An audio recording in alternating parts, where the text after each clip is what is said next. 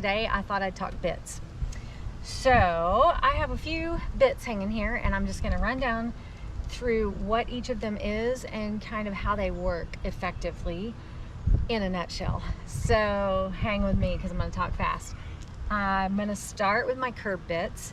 I have just a few of them here. I have very different kinds of curb bits. I have a few others, obviously, that I didn't bring out for the sake of time. This bit is my kind of go-to bit. I use this almost every single day. I ride my ranch pleasure horse in this bit. It's a really mild curb bit, has a low port, wide port. This has a lot of tongue relief for a horse with a flatter, wider tongue. And we'll talk about that more as we go along. This bit also is a sweet iron mouthpiece, and it has copper inlays all along the back. So it makes for really soft, lots of good saliva and all that stuff. I also have a leather curb strap on here. That's the only type of curb strap I use on my Western bits. I find them to just be efficient, and my horses are comfortable in them.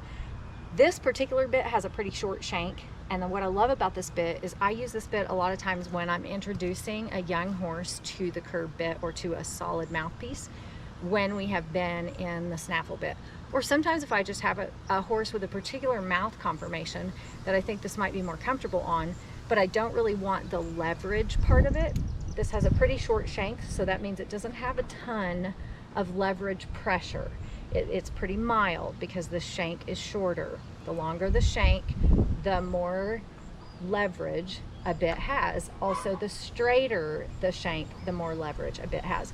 What I like about this one is I can actually move my rein up here to right next to my bit, which eliminates the shank altogether. It leaves this down here, and as my horse progresses, I can move my rein from this little D right here to this lower point on my bit.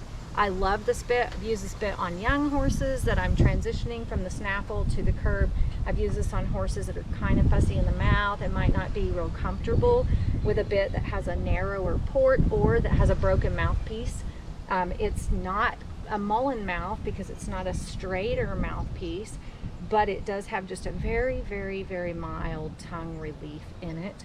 Obviously, it is a curb bit still in its action. That means that it applies pressure to 5 points on my horse's head. That includes the pull. Anytime you have a shank, you have pull pressure. Anytime you have a horse that has a propensity to want to flip its head up or throw its head around, I find that that began with too much shank, too much pull pressure too soon, or just with heavy hands. So I go the opposite direction from that. I take away all of the leverage on that horse, and I go back to ground zero, usually in my rope halter or the bosal, or something that has a very different approach to pressure on my horse's face. I have a couple of full cheek snaffles. Actually, I have 3 different types of full cheek snaffles we'll go into in a minute. Continuing with my curb bits though, I have a couple of different types of curbs, and I want to pull them off and show them to you.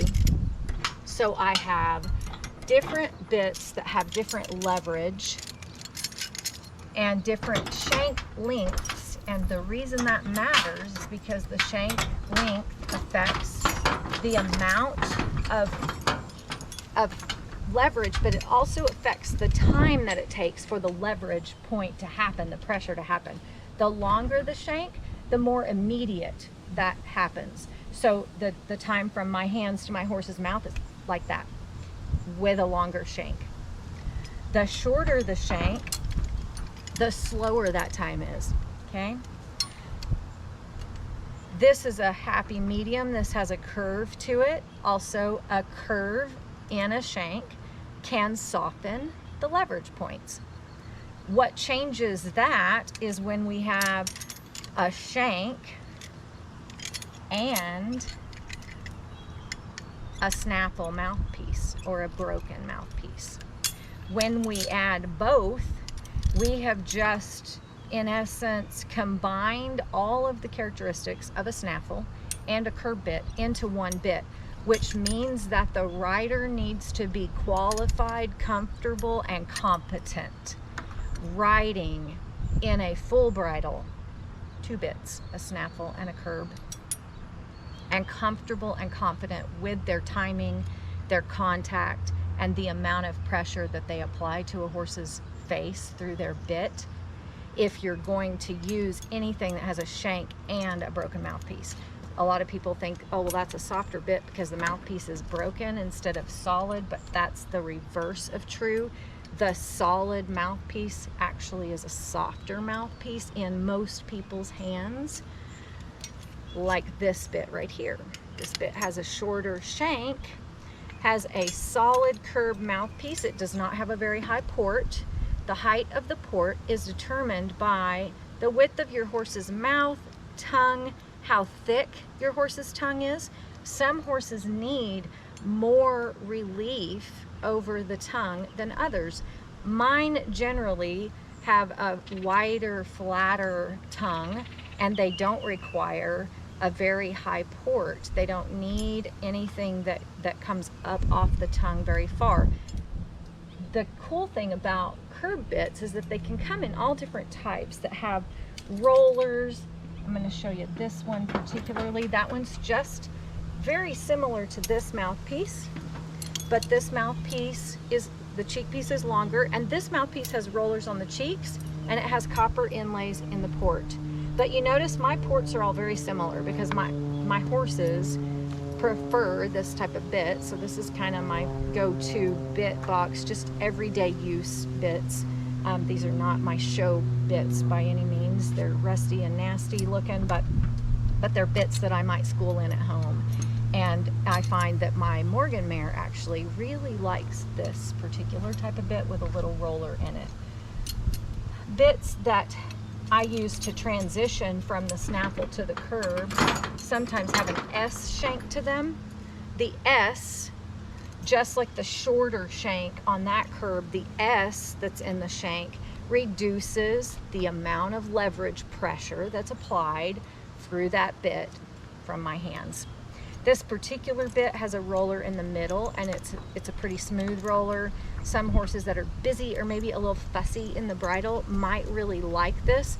This bit has a little bit of play to it, but it does not bend in the middle like a full jointed snaffle. So this particular bit is a transition bit, a bit that I might use on a young horse that's going from the snaffle to the curb. I have a little bit of leverage through that S shank. I have a little bit of wiggle here in the middle, so it feels a little familiar to them. Like, okay, that moves a little like my snaffle did. So it's not quite so radical to them in their mouth. And this bit doesn't have a very high port at all. You can see that there. It also is a sweet iron bit.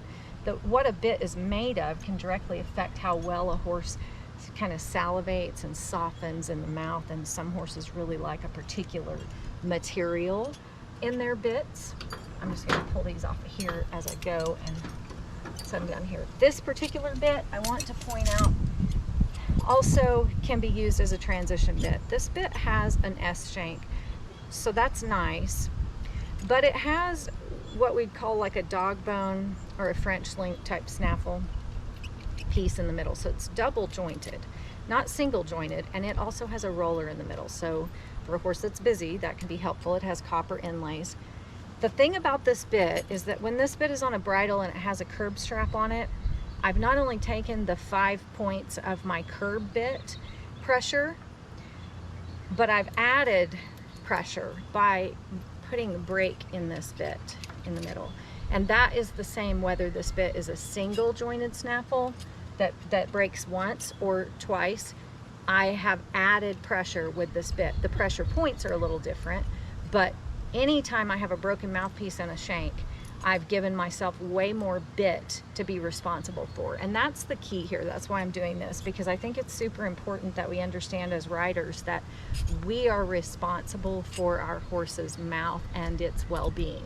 And if we're not kind about that and we don't make wise choices for our horses when it comes to bitting them, we can do some pretty severe damage to them, and we can cause issues that we have to address as we go along. And the goal should be to not create the problem in the first place. So my goal is to never have to go to a bigger, harsher bit.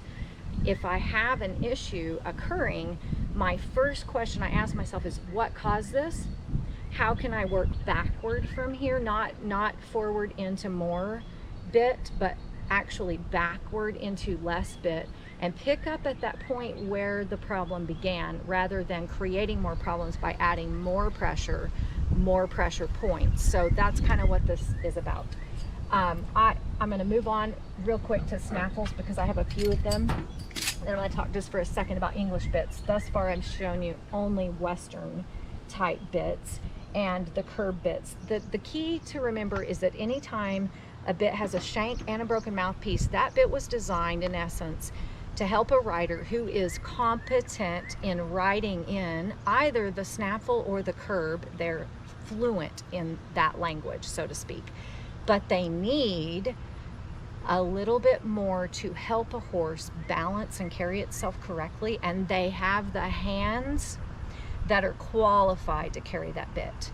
So it's important that your horse is okay with that bit, but it's also very, very important that you have the know-how to know how that bit works and how to use it correctly so that you aren't causing more problems. You can't fix a problem with a bit, but you can definitely cause a lot of them with a bit. So moving on to snaffles real quick. This is a dog bone snaffle, just like that bit I just showed you that has the S shank. That's a transition bit that I might use to go from the snaffle. If I were working a young horse in this dog bone loose ring snaffle, and I was working that horse to be in a Western discipline and be shown that way, and I know I'm gonna have to show that horse in a curb bit, my choice bit might be that one with the same type of mouthpiece, but the little S shank, and it'll have a little curb strap on it. And that curb strap will only make contact when I pick up on my rein. It'll be a slow contact. It won't be instant because I'll never have that curb strap tight down on my horse's face. When I use a snaffle, especially a loose ring snaffle or any other thing that's not like a big D ring or a full cheek, which I'll show you in a second, I use a curb strap on these. It's always hanging. It is simply there to balance my snaffle bit and keep it from sliding through the horse's mouth should we run into trouble, especially on a young horse, where the horse might gape its mouth and go one direction or the other. We'll talk about how to prevent that a little bit, or an aid that you might use for that. This is an egg butt snaffle. This is a single jointed mouthpiece, okay? Single, simple snaffle, like most of you are probably very familiar with, but it has an egg butt cheek piece. That's the shape of this, and these are very, very nice to a horse's lips and bars because this is a really smooth transition over here, and a lot of horses really like these really well. This bit can actually be used English horses or Western horses. You don't see as many egg butts on a Western horse in the snaffle bit classes, but it's an acceptable cheek piece there. There might be some that look a little more Western than this one, but I've definitely used this on some Western prospects. This particular bit, single jointed snaffle with a full cheek. I don't use a curb strap on my full cheek snaffles because this full cheek serves the purpose that my curb strap would on a snaffle bit, and it prevents the bit from going into the horse's mouth. I like a full cheek snaffle on a horse particularly that might have a propensity to drop a shoulder or lean into one side of the bit or another, because this provides a little bit of contact with the horse's face. And I find it can be very helpful for lifting that shoulder on that side and providing a little bit of pressure in a place they're maybe not used to having. So if I'm working on correcting something potentially in that area, this might be my go-to. This is also a loose ring snaffle, sweet iron mouthpiece, some copper inlays. Get lots of good spit in this bit, love it.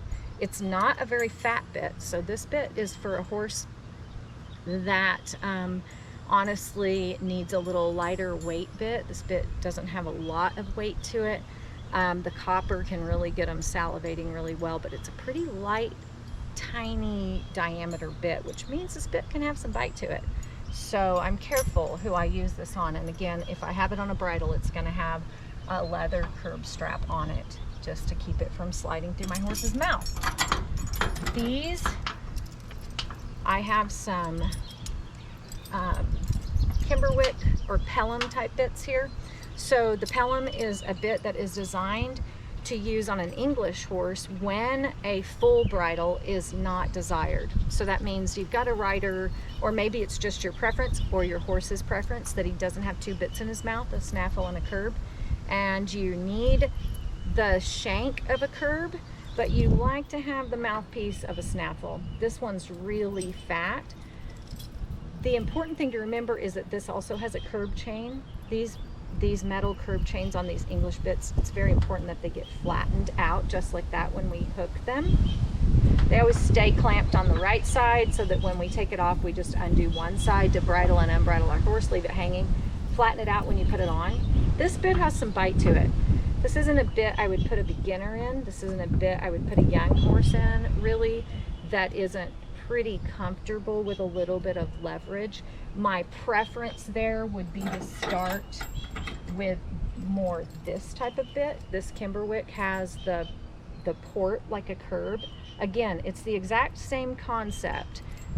I'm looking for the cheek piece with a little bit of leverage, and I'm looking for a mouthpiece that emulates that of what I might have if I had the full bridle on, but I only have the one bit instead of two. So these are English bits, ridden in hunter classes, things like that.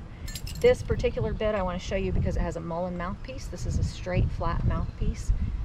This is my little donkey bit, so cute. It's rubber wrapped. Sometimes horses need something and they kind of like to chew and work this in their mouth. So these can be really soft for starting young horses in. Sometimes they're too much, they're too fat. Not a lot of horses like that big diameter in their mouth, so you've got to be careful. This one's pretty small because it's a little mini bit. Lastly, this is a driving bit. It has a half cheek piece, and that keeps my cheek pieces from sliding through my horse's mouth, or this might be called a spoon if you've heard that term before, kind of old school. But it's just a single jointed snaffle. This is Cassie's driving bit. These little half shanks down here are what act as my full cheek wood on my full cheek bridle, or my little curb strap on my Snaffle bit, and they prevent my bit from sliding through a horse's mouth, and they work just like that in my horse's face. So let's talk about how a snaffle works real quick. The snaffle makes contact first on the horse's lips, okay, right on the outside of his mouth. Then it hits the bars, okay, that's the lower jaw down here, where there are no teeth. This should sit obviously right in front of that. And then this part, depending on where my rein is on my cheek piece, the broken part of my snaffle will either be pointing downward toward the ground, ideally, as my horse's head is lower. It should be creating this action if my reins are in this about midway position and my horse's head and poll are relaxed and down. If I have a horse though that wants to get his head upside down, sometimes this single broken mouthpiece can just clock a horse in the roof of the mouth. So it's really important to know how that bit makes contact and how it works. There's a little bit of cheek pressure. Anytime I go to turn, my horse is going to feel that on the cheeks over here, and they're going to feel that little broken piece on the tongue, and that's going to stimulate the tongue moving a little bit, and that's going to give me a little bit of control there, but it depends on the horse. Some horses don't like that single mouthpiece. So that's when I might use something that has a double mouthpiece. This is not going to have as much propensity ever to hit a horse in the roof of the mouth. So if I have a horse that wants to go with its head really high, this type of mouthpiece is going to be my go-to. This dog bone snaffle or a French link or any of those types, because it's going to keep my snaffle, if my horse gets up here, that's still going to contour around the tongue and it's not going to hit the horse in the roof of the mouth. So that's a pretty safe snaffle bit to use on your horse. I have a noseband here, and I want to explain that real quick. This noseband is not to crank my horse's mouth shut. I don't own a drop noseband or a figure 8 noseband of any kind. I own straight flat nosebands just like this, or cavesons. I use them as an aid, particularly with a young horse. Now, as I ride a Western horse, this goes away. I don't school in these and I don't ride in them every day. But when I'm working a young horse or I'm driving a horse, I always have a cavesson for safety purposes. I don't want my horse to be able to gape its mouth and get its tongue over the bit. So this goes on 2 fingers below the cheekbone, and so I can fit my fingers underneath it. I don't ever crank these down tight. If I have to use this to crank a horse's mouth shut, that's one of those instances where I have to go back, find out where the hole is there, and address the issue so that the horse isn't gaping its mouth and fighting that bit, and then move forward again from there. Because my goal is not to have to use this to keep my horse's mouth closed. My goal is to use this simply as a safety tool for certain instances, and to help a horse be able to still open its mouth and chew and lick and have a softening in their jaw, but not be able to gape their mouth wide open and stick their tongue over the bit, which would really cause some pain. So that's what that's for. I've got 2 other Snaffles here I just want to point out real quick. This is a Myler mouthpiece. A lot of horses really like these Myler bits, and you can go on their website and you can find different ports, different mouthpieces. This one's a mullen. It has a little bit of an arch to it, and it's also a full cheek. The full cheek is supposed to be affixed to your bridle, and this bit actually has a little bit of leverage to it, and the full cheek does. That's how it's designed to work. So you do get, with this type of snaffle, whether it has a single jointed mouthpiece, a mullen mouthpiece, this one has a roller in the middle, or it could even have the dog bone or the French link in the middle. When you have a full cheek and you have your cheek pieces in your bridle like this, you have pole contact. So you've added leverage to your snaffle if you're using a full cheek, and this is how it should be properly attached to your bridle. This is for safety, so this doesn't get caught, doesn't poke the horse in the face. This is how this is supposed to be on here. And that does actually apply a little bit of pole pressure when you engage your rein. So those are important things to remember. And that is Bits 101 today. I'm Amy Riles with Honestly Horses. Click the like and subscribe if you've got questions or comments. I welcome those. You can definitely check out my website, honestlyhorses.com. Shoot me a message if you've got more questions, or to schedule a time to do a session either in person or via video. And until next time, happy trails, y'all. Thanks for watching.